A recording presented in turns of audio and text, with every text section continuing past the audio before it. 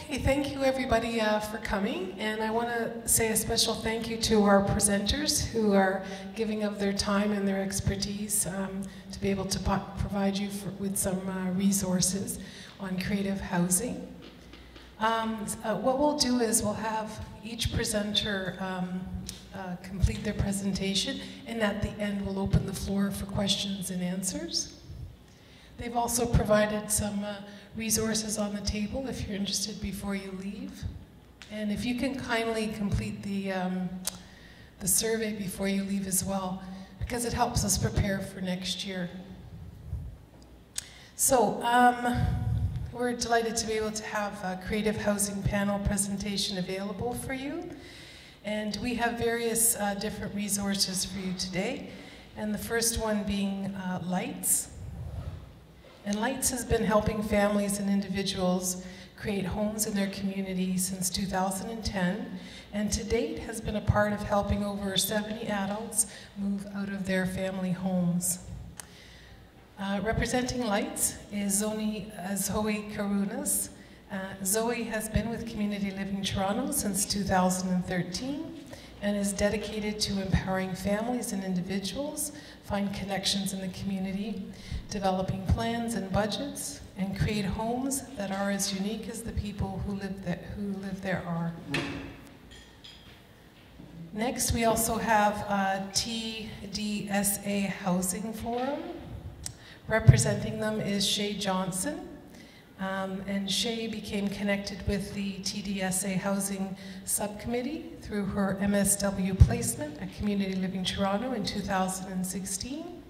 And since then, Shay has been lucky to be able to continue working with the Housing Subcommittee members in a part-time capacity, keeping everyone on track to ensure all of their housing-related goals and plans continue to be met. And we also have Pathways to Community Living CLT.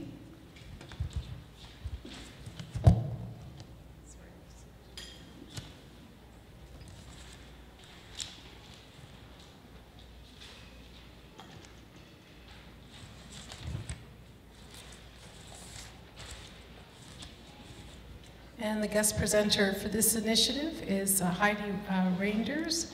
And Heidi is a senior facilitator for Pathways to Community Living. She has worked in developmental services supporting individuals and families for over 20 years in many different roles and focus areas. And Heidi joined Community Living Toronto in 2016 in their individualized supports program as a supervisor. More recently, Heidi has become a senior facilitator of housing, where she's focused on supporting current programs as well as the creation of new housing initiatives and programs at Community Living Toronto, compiling resources for individuals and families and growing community partnerships to create additional opportunities for everyone. And we also have Families for a Secure Future. They are dedicated to serving adults with developmental disabilities and supporting them to become more engaged in directing their lives, making choices, and taking up full citizenship in the community.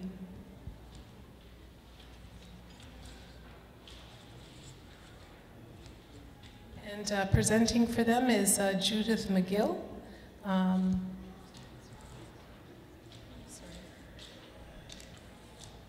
And Judith McGill is a powerful adult educator and social innovator. She has been writing and speaking about leisure identities and community building for over 30 years. Her proactive style and inspirational ideas has helped to transform the lives of many of the people that she has come into contact with. Judith is the Executive Director of Families for a Secure Future, an independent facilitation organization in 4 regions of the province.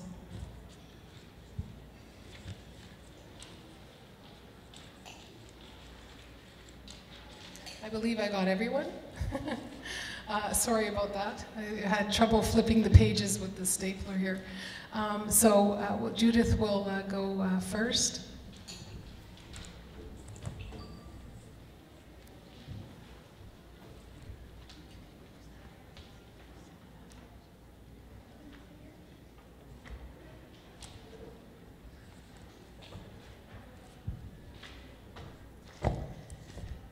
brave souls that made it out today. Welcome. How many of you are families that are wannabes? They want to be doing some innovative, creative, customized housing? And how many of you are thinking about it? It's a maybe, you're drawn to it, but you want to hear today about what it is. Just a few. And some of you, I assume, are here because that is a big part of who you are and what you do, and that is helping people make, create, imagine better in terms of where their son or daughter will live or where you'll live as you come into your adulthood. How many of you are here because you support people to do this? Okay. So I've been an independent facilitator coming on 22 years. Before that, I was a friend helping families that I was walking with take up new paths, reimagine their lives and the lives of their sons and daughters. So I guess you could say I've been writing, thinking, and being alongside people as they change now for 27 years. And so when I was asked to think about or talk about, so have you done anything related to housing, I would say, you want to bet I have, because once you've been with families for a while, and sometimes right from the very get-go, families say, and then there's this big ugly thing in the closet called where will he live, and what will he do, and who will be with him when I'm gone? Who will be his team? Who will be aligned with him, allied with him? Who will be his team when I'm not there as his mother and his father's no longer here? So I call that legacy planning, or planning for the when and where after you're gone. And clearly housing is what I would consider legacy planning. And 4 years ago, the ministry came to us as an organization, we've been around since 2000, and said, we'd like to pilot and demonstrate that independent facilitation helps people take the next step. It's change-oriented, action-oriented. You'll be there and help people think through whatever that next step is. And we stepped into that knowing full well that when people make a commitment to change, it's very often, I'm going to check you out. I'm going to check out, are you and how are you committed to us, our family, and what it's going to take for us to be bold enough and brash enough to change. So when we first meet people, we talk about our role as independent facilitators is help you to take up your adult life. And clearly, we'll help you think and clarify what's working right now in your life that's rich and juicy and gives you a great amount of pleasure. What is it you're doing right now that's aligned with your passions? And what's happening in your life right now that's just not working? The kind of thing that stymies you, makes you feel dependent and only dependent, and blocks any opportunity for you to contribute. And so we begin with making a commitment to people to help them with their itty-bitty next steps, whatever that might be, help them clarify it, imagine it, and take it up. Take up change, whatever that might be. And so we talk about itty-bitty change, as in how about tomorrow, and then we talk about long-range plan, the big stuff. And of course, housing fits under the big stuff. And sometimes people say, you know, I said I'd agreed to talk to you guys and figure stuff out, but you gotta know, A1 priority, pressing need tomorrow is housing. So some people come very clear, they've been clear for a very long time, and they have an idea of what it might take for them as a family to envision and make happen a different way of life for their sons, with their sons and daughters, to create a home of one's own. And so sometimes we're working on a whole bunch of other things before we get to housing, and sometimes we start right there. And so I would say that in telling you about the kinds of innovative things we've helped families imagine and take steps on and actually manifest, people have, of course, purchased and renovated houses, condos.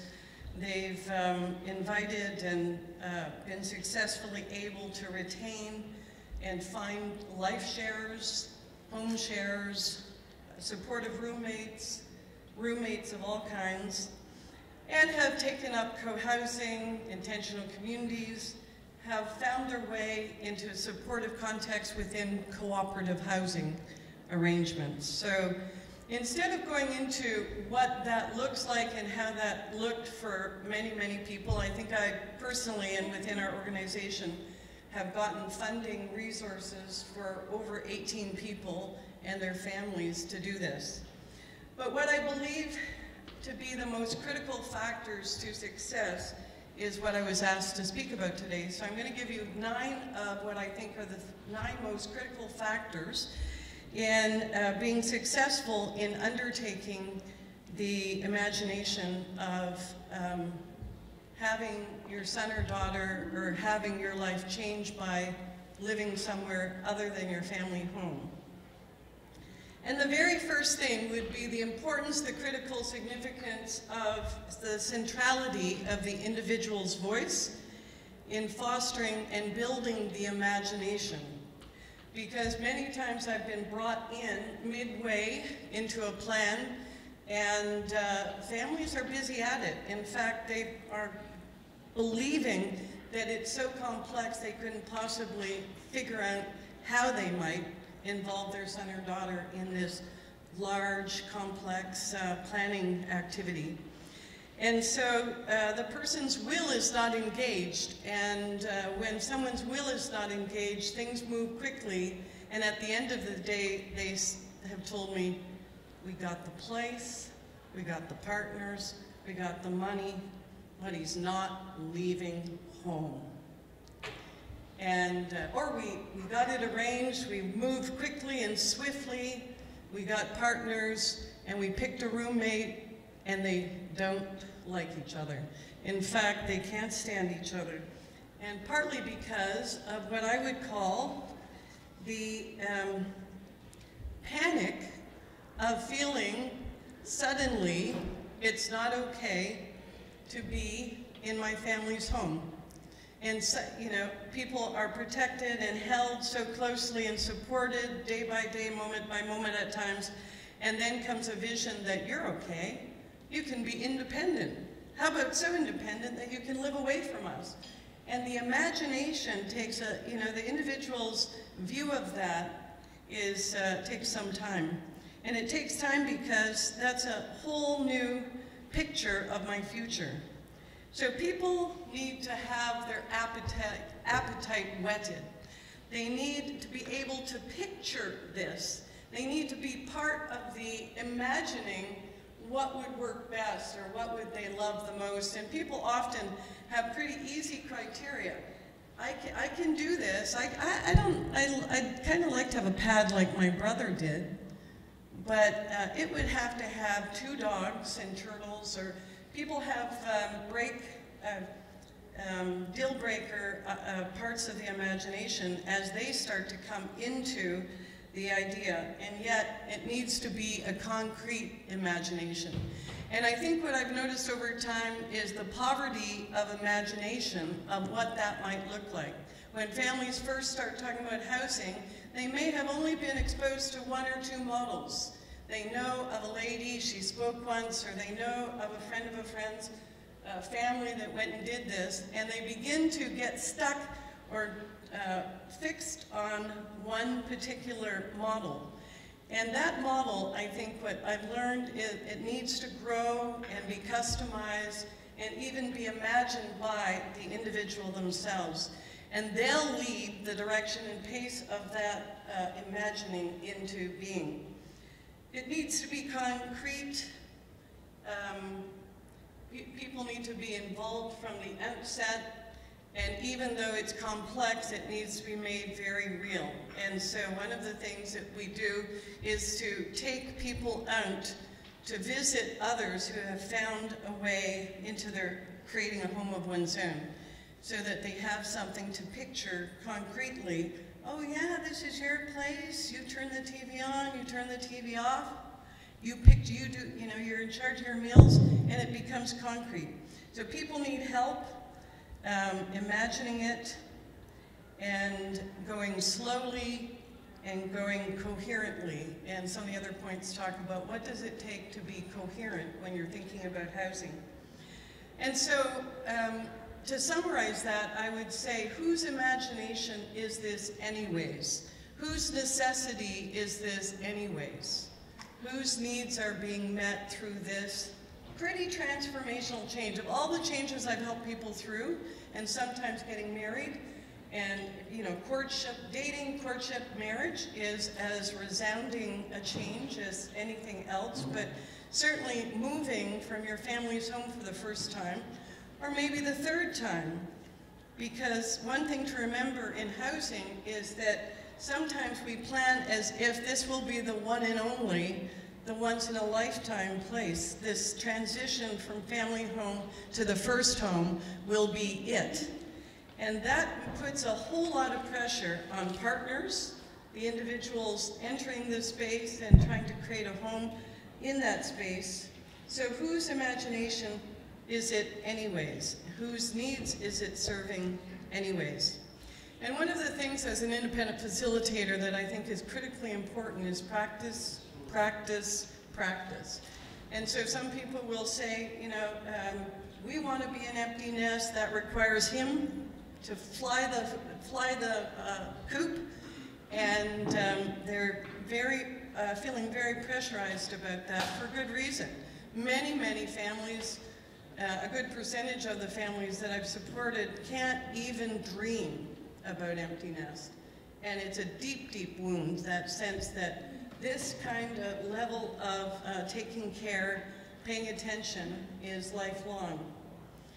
And sometimes I say, practice, practice, practice. Practice at providing support to him even though he's over at his sister's for a week. Practice what I call off-site support, because people sometimes find an option in another city and say, we're going to set him up in another city, and I go, and so late at night, when you get the bell ringing, when he hits his button, are you going to be able to be there? Or if not you, who? So practicing means helping people have an experience of themselves outside of the family home, having an experience of oneself with their parents taking holidays, having an experience with having greater autonomy, more decision-making, more say-so, having more choices that are substantive choices that make or break an experience of all is well. So people need to practice change. They need to be practice stretching into new roles, new places, spaces, and new relationships that become attachment relationships. People, essentially, when they move out on their own, have to take very close attachment relationships and spread that. And if you know that that is the experience you did as you left for schooling out of your family home, you'll know just how what kind of turmoil that creates.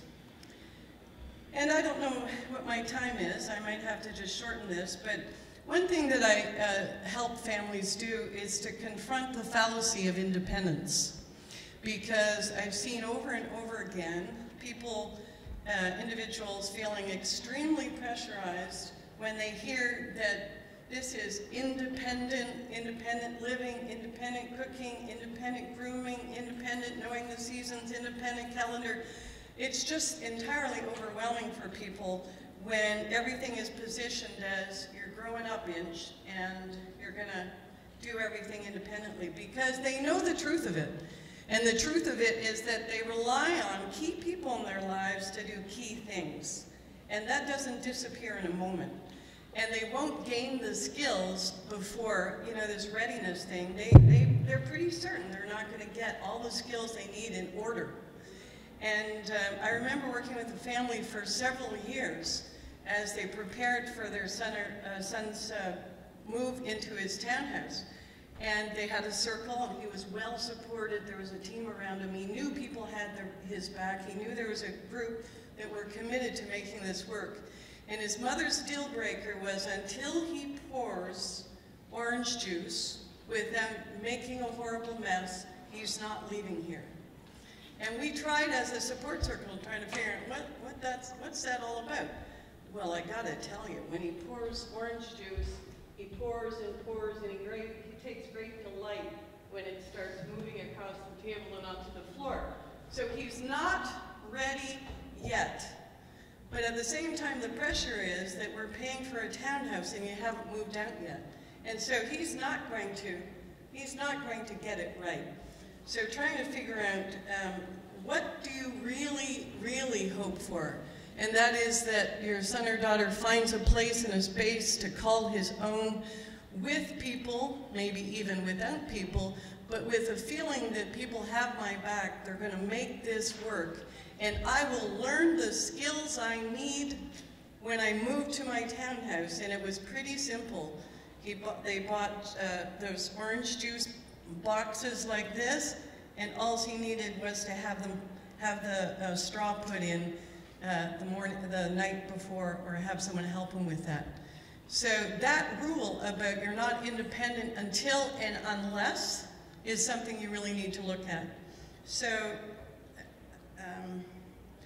people go from a lot of protection to a lot of freedom and uncertainty around a home of their own, and trying to pay attention to how does that get scaffolded so people don't think they're going to fail.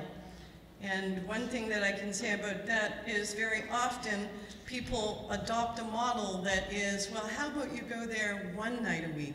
How about 2 nights a week, which is this partial kind of moving in, with the idea that over time you'll grow the confidence and the skill set to actually live on your own. You'll be trained enough, independent enough.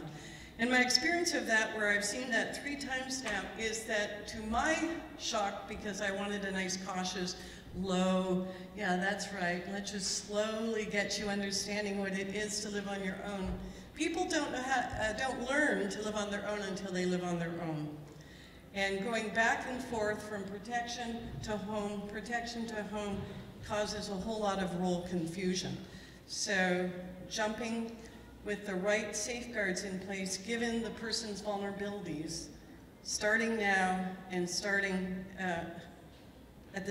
starting for real is really important. And I know I don't have any more time. I'm just going to say the topic headings, and you might presume a little bit more of what it means. And one is paying careful attention to who.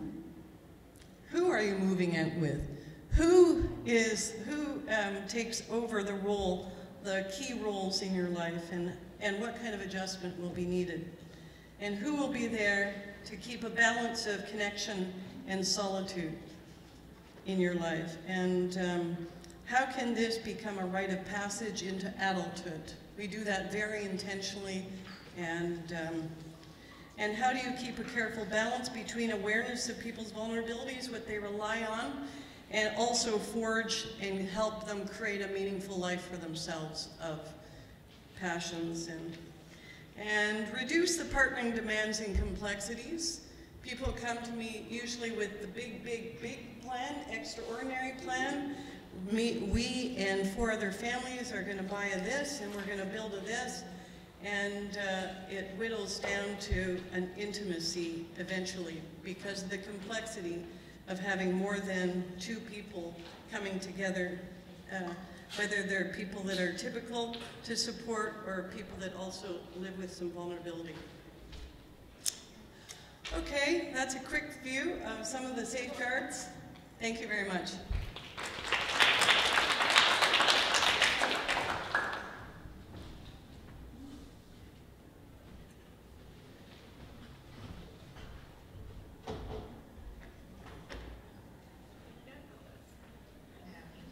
Doing a PowerPoint, but this is just my contact information because I like to have visuals.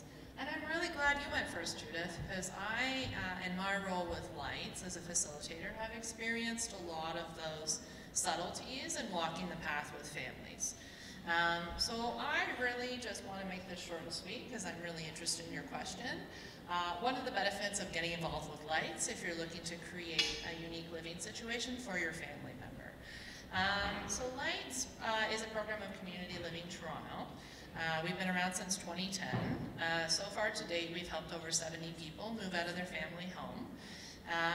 When you get involved with Lights, you're also getting involved with Community Living Toronto, and we know that the direction that the ministry is moving is more towards individualized funding. We all know that there's no new group home vacancies being created. What we have is what we have. There's no new cell vacancies being created, so really what people are waiting for is the turnover.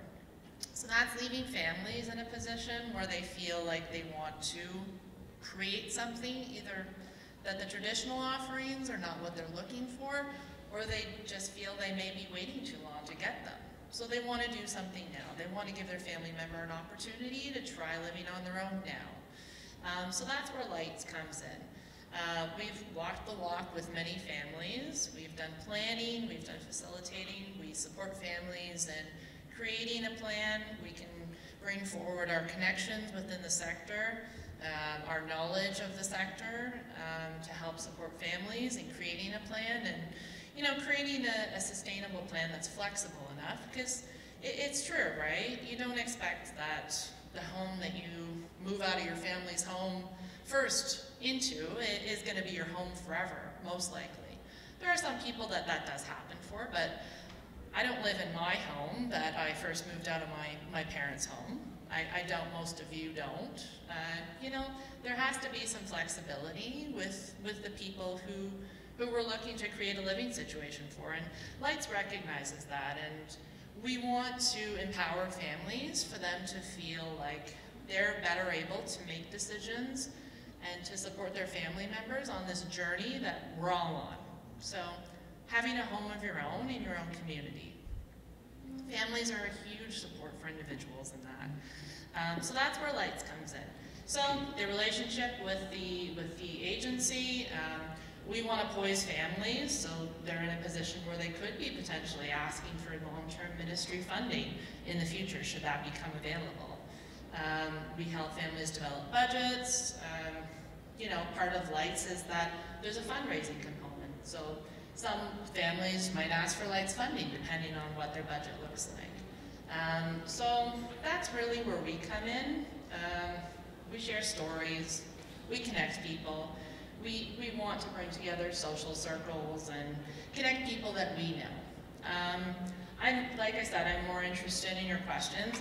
I did leave a bunch of flyers. It has what we do, who's eligible, contact information. We don't do intake through the DSO, so you can contact us directly if you're interested. It's myself and my coworkers, so bear with us if it takes us a little while to get back to you. But it's a program that I think, you know, most people would probably benefit from some planning. So I'm going to leave it there, and hopefully we'll get some good questions at the end.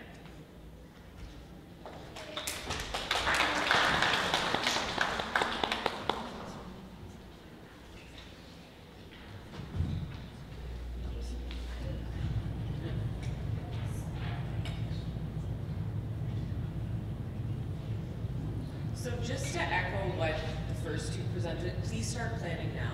Even if it's just looking through some resources, listening, picking up what they've been saying, start planning now. So Community Living Toronto has been around since 1948. I feel very, very young saying that, but we've got a good chunk of experience. And so I'm here today to just sort of give you an overview of some of the different residential support options that we have at Community Living Toronto. Some are funded through the DSO, and we do have some fee-for-service. So our history, we have 20 years plus of person-directed planning, and again, the first two speakers have both referenced how important that planning aspect is. And planning cannot be done in 1 month, 6 months even. This is something that really takes some time. We've been enabling families to move beyond group homes and create different options based on what their son or daughter or family member wants. and we're really working to increase capacity across the sector. So what have we learned? Clearly more than just a few points. The importance of caring leadership and vision, and that involves everyone from people in service, waiting for service, our frontline staff, board executives, union ministries. It takes all of us. There's a culture of change. We need to be really looking at calculated risks and really supporting when we've learned something and acknowledge those mistakes. And we're really working at moving from just a community presence to citizenship. Having the individuals we support be a citizen in their community, wherever they choose to live, however they choose to be in that community, we want to support that. So what are some of the things we need when it comes to housing? So obviously flexibility. I think we've heard that message a few times. We don't just move out from our family's home into the next place and we stay there forever. I've moved, I believe, 24 times in my life already. Probably gonna move a few more.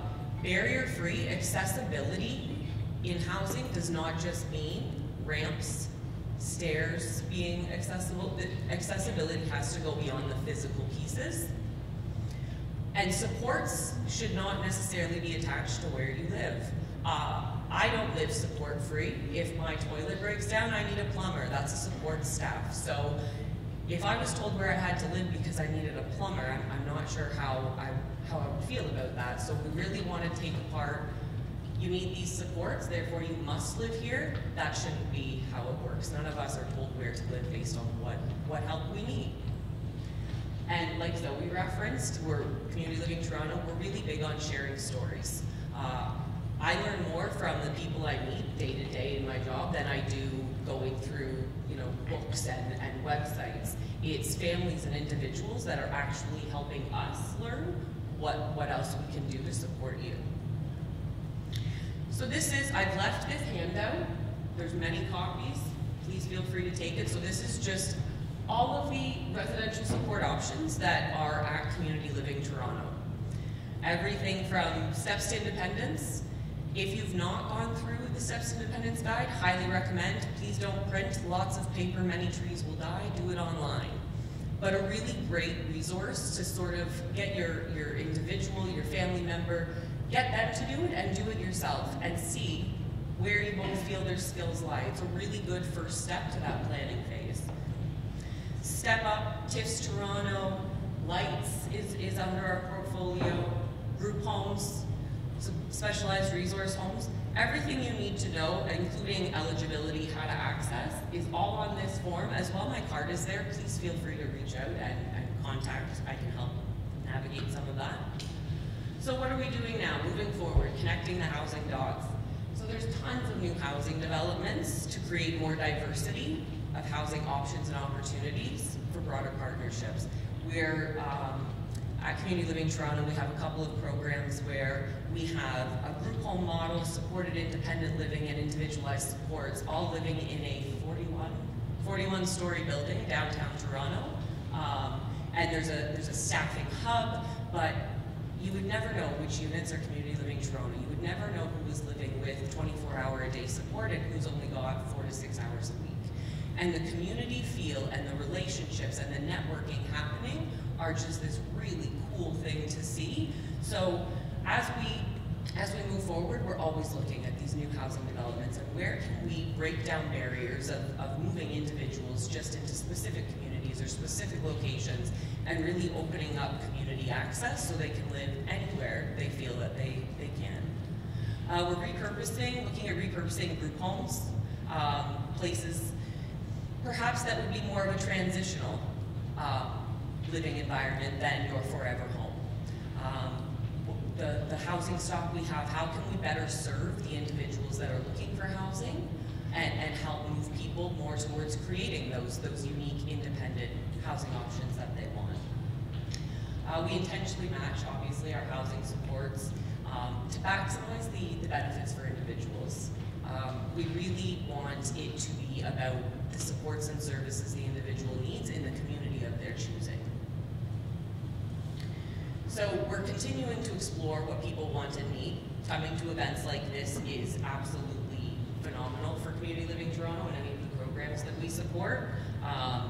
Contacting, meeting with individuals that we support, families. I'm constantly picking Zoe's brain at work. We're looking at how else can we get out and meet with more and more families. Planning with individuals, with families, within our own association, where we're always looking to plan and look at how we can better improve what we're offering. Learning from past experiences, things we've done really well, things that maybe were not so great, and what not to do again in the future. Again, I think I could probably stand here and echo a lot of what all of these other speakers have or will said. I'm really excited to hear what questions you might have, and please, by all means, feel free to take my card, reach out and ask any questions that you might have.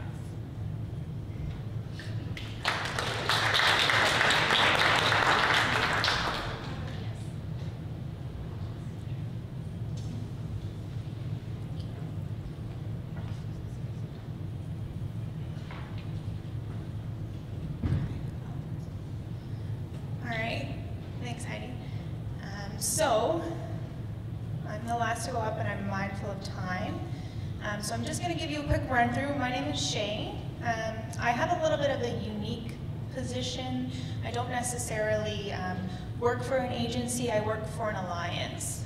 So it's the Toronto Developmental Services Alliance, and you'll see all of the agencies that are actually connected through the alliance, and most of them might look familiar because a lot of them have their booths just on the other side of the wall here. So the Toronto Developmental Services Alliance is a network of 27 nonprofit agencies that have residential and community-based programs, services, and supports for individuals with a developmental disability, right? So the goal of the alliance is to kind of share resources, share information, share knowledge, and pretty much, support innovative programs and services that are trying to meet the emerging needs of the clients that we serve, right? So in 2016, a conversation with the TDSA, they were realizing that access to affordable and supportive housing is a real gap for everyone, and it's become a real issue trying to navigate the housing system and straight up just access housing. So they formed a housing subcommittee through the TDSA, and that is who I work for. So I work for the housing subcommittee. Okay, and my job is to kind of promote how agencies can access housing, how we can change the conversation on a more macro level to make sure that people, individuals with developmental disabilities, are part of the conversation when affordable housing is being discussed, right? Like when they have new housing developments being made, are individuals and their unique needs being considered when they're building the units? And can we have access to 3-bedroom units versus 1-bedroom units so we can share kind of resources and these certain things that these individuals might need are not necessarily considered in the broader conversation that's being held. So that's kind of the work that I've been doing within the past 2 years. Just kind of building material, building the conversation. The Toronto Developmental Services Alliance, we've held housing forums talking about access to affordable housing, having conversations with the City of Toronto, looking at the provincial and federal kind of level in terms of the housing access. We have a housing forum coming up at the end of November, which I will kind of give you more information about. And again, yes, I also have flyers over there if you want to grab one. But I'm going to just kind of share with you our website, because I don't necessarily have a presentation. All of the material that I compile, all of the information that I have, I share publicly on the TDSA website. So I really recommend that you visit it on your spare time, and I'm going to just kind of show it to you briefly. I hope it works.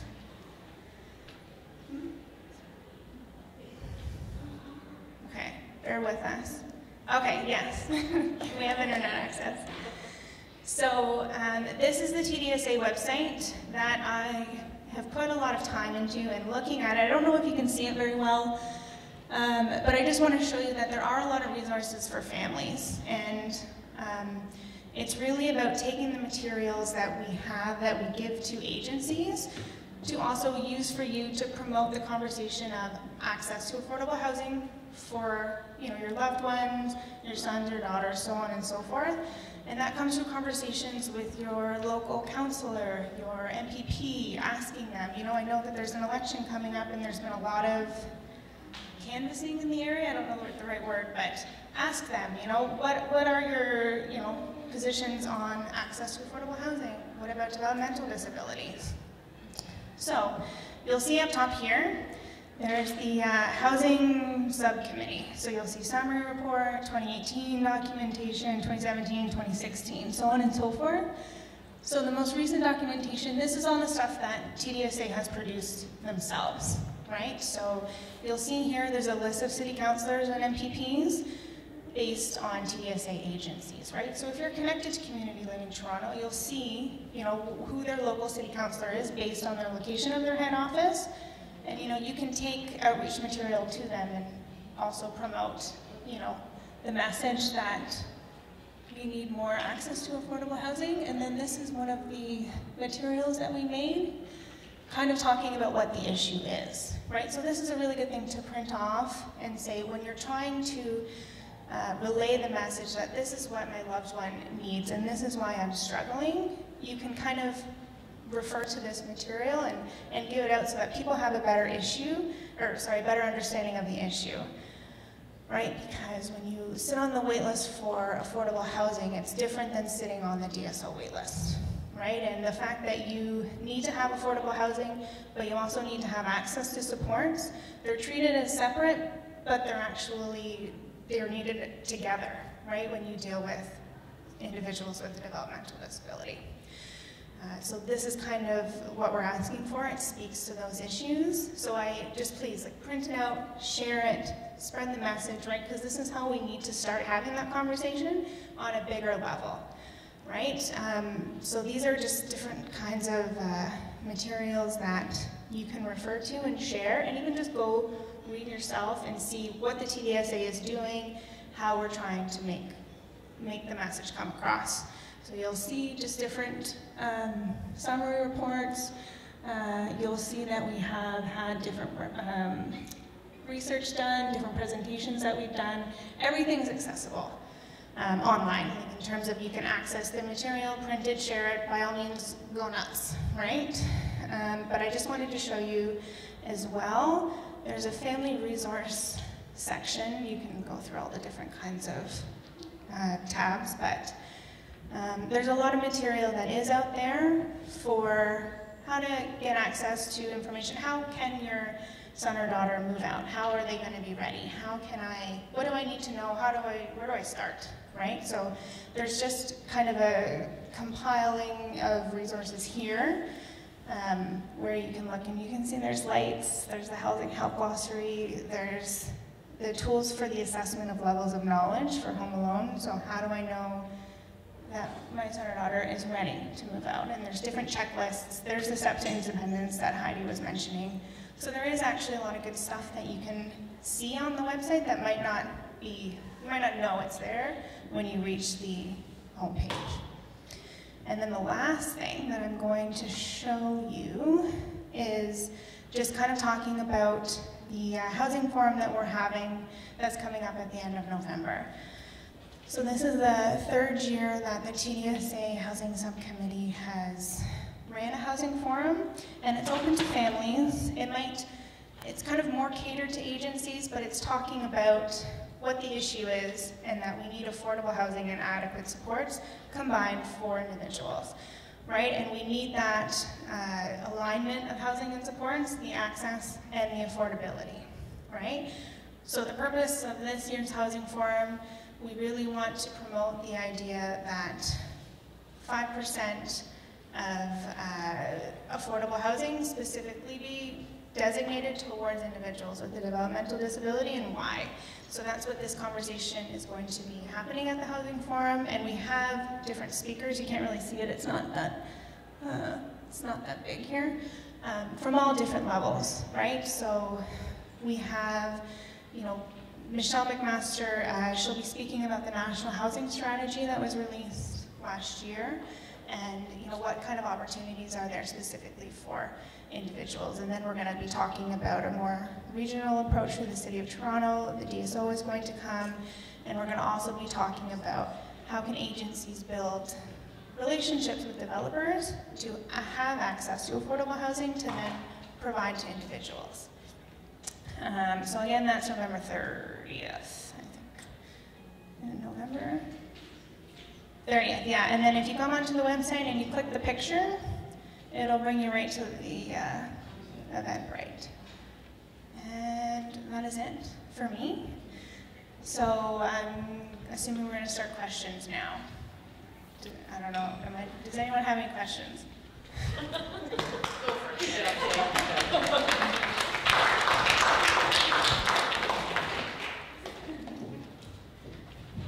a question over here. Oh. I don't think I need that. That's what I was here. I was just wondering, it is community services, and then we have this agency, which is Alliance of the Housing.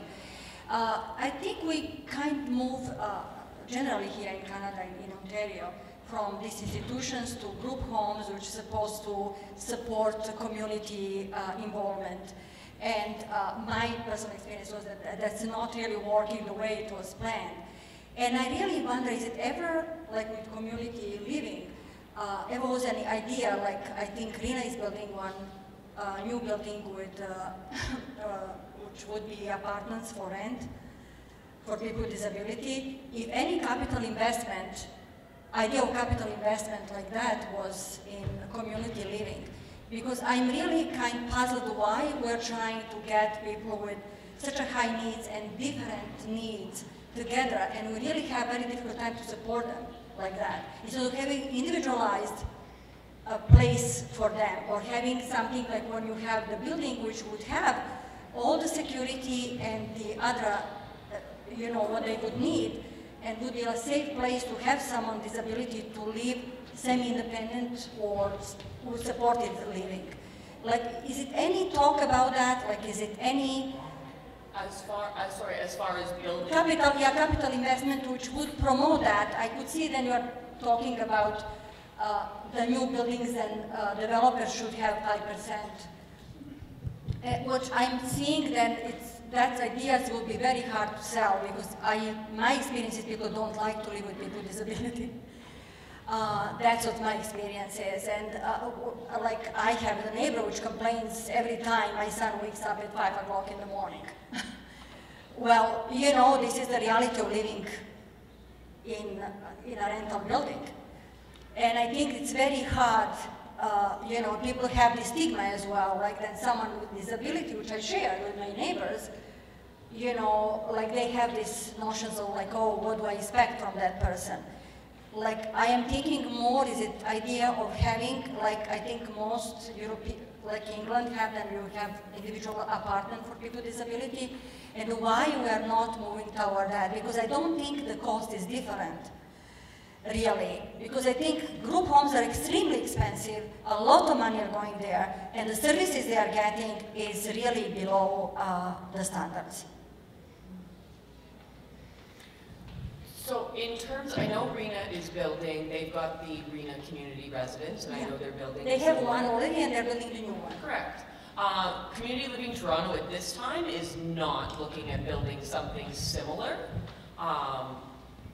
Down the road, who knows what's to come. Our focus is really working to bring individuals with intellectual disabilities into the community to live amongst anyone whom they choose. And a big part of what we do is about educating and trying to break down the stigma of why wouldn't you want someone with an intellectual disability living beside you? What are the fears? And I think educating people to the benefits of sharing your neighborhood, your home, your building with people who do require some supports, and what might they be able to offer you, and what could you reciprocate with. The cost, housing costs, period, whether you're living with supports or not, it's outrageous. $2,200 for a one-bedroom apartment, I don't know anyone who makes that kind of money would still be able to to afford to live and have a life outside of that.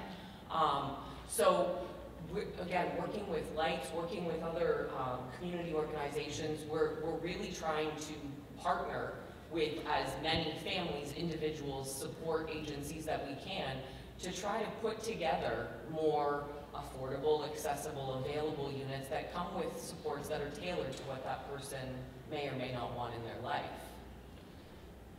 We've also had a lot of success at Community Living Toronto with what we call the clustered supports model, which is not, it's not a model where everyone with a disability lives on the same floor in a building. So the building Heidi was talking about downtown, it's beneficial because there is hubs of staffing. Now we do want to make sure that we have people dispersed throughout the buildings because it's part of our mandate that people live in community. But I do recognize and I do talk to a number of families in my day-to-day work that do really see the value in having an intentional community and really like to get behind that idea. And then there's some families that really want to see their family member living out in community. And I think it's great that we have different agencies like, you know, RENA and Community Living Toronto and all these different agencies that are providing options for everybody because everybody is going to feel differently philosophically about it. So that's what we're working on. Hi. First of all, thank you all so much for the presentation. It was really helpful. I just wanted to say 5% of new housing development, that is one heck of an ask. That is really aggressive, and I love it. I'm curious, though, with that in mind, how receptive has whomever been who you've delivered that message to, and maybe what's the strategy in terms of applying pressure to really create almost a strategy for housing for this sector? Yeah. Well, I'm going to promote my housing with the housing forum and say, come out and find out. But if you actually look at the national housing strategy, you'll see like there is a section for, I can't remember the number off the top of my head, but they do allocate housing specifically for individuals with developmental disability. I don't know what that percentage is, but there is a conversation that they're starting to realize, right? I think 5% does seem like a lot to ask. But I mean, at the end of the day, there's a lot of need, right? I think it's really just people understanding what that means when we ask about the 5%, and it's just 5% of affordable housing units, right? So if there's a development that's an affordable housing, and 10% of that development is going to be affordable, then 5% of that, 5% needs to be dedicated to individuals with an intellectual disability. So that might only be one unit, right? If you actually look at the numbers, so really that's not asking very much. But there's a lot of people that are really passionate about that message, and they have kind of the stories to tell behind that and their relationships with partnering with developers that have been successful. So it's kind of, you know, just getting it out there, right? 5% has been, I think, something that the Toronto Developmental Services Alliance have been advocating for at least a couple of years now, and they're slowly making progress. It's just about continuing to just, you know, pluck away at the conversations and having them with, again, your MPPs, your city councilors, asking them, you know, do you even know kind of what it's like to be a developmental service agency and try to serve this population? Start from there. I hope that answers your question. I kind of, like, okay, thanks. We have about 5 more minutes, and then we have to close. My question is, for people that own properties, like if I was going to buy a 3-bedroom condo for my son, when we talk about independent housing, it's not only the provision of the house, but the community support. If the provision of the house is not a problem, but the community support, the people that would step in when I'm not, you know, he doesn't have an intellectual disability, he has disabilities in other areas that affect his ADLs. What should I be looking for? In other words, I could buy a condo and have a couple of young people that have high-functioning autism, that don't have intellectual impairment, live there. I want to set up some sort of check-in. How would does that opportunity exist? I don't know. I think the name of the game for you in that plan would be to sit down and do some intensive planning, particularly around the long-term sustainability strategy. So you could do it through Lights if you want. You can contact us. That's what I'm looking for. I'm like, Yeah. where do I go? Yeah, you can contact Lights. Okay. Yeah, yeah. I'll wait for your call. Maybe Judith too, I don't know.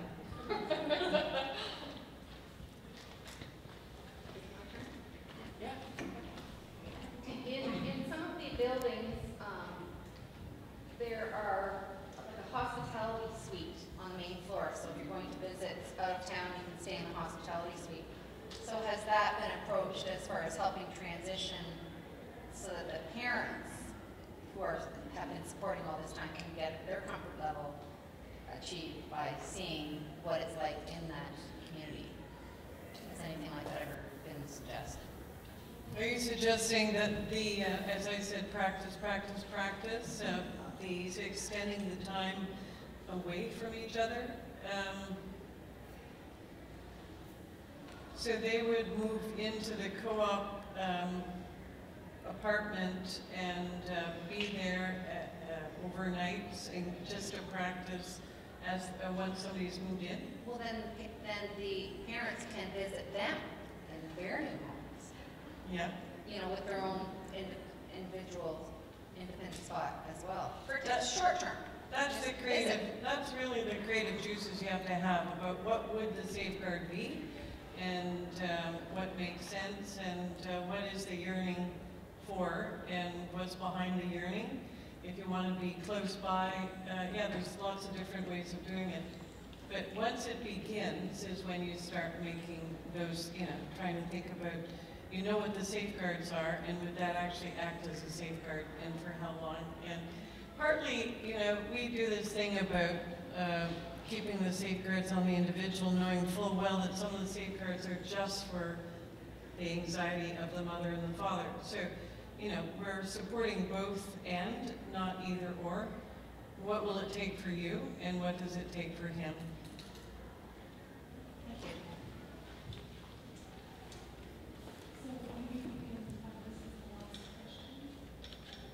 You mentioned the 5%, and whether it's 2% or 5% or whatever, in reality. Has Toronto Housing been contacted, or are they part of this? It kind of seems to be focused on new building or new buildings. Is Toronto Housing part of this? It is, isn't it? Are they responsive to this? The Affordable Housing Office. I don't know if you're familiar with the individuals at the Affordable Housing Office, but either the director or I think his name is Eric Hunter, they will be coming. But again, it's kind of higher level, looking at requests for proposals, looking at average market rates, how can we make it affordable for the clients that we serve. So they will be speaking to kind of the work that they're doing on affordable housing options and how we can work together, right? How can the City of Toronto and nonprofit sector work together to access housing for people with a developmental disability? So they will be speaking to that. Again, I want to thank the presenters for taking time to come down and sharing their expertise. I just want to thank the presenters again for coming down. And I know we have to end right now, but there's plenty of agencies out there where you can get some resources and contact and ask your questions. And there are flyers for the housing forum.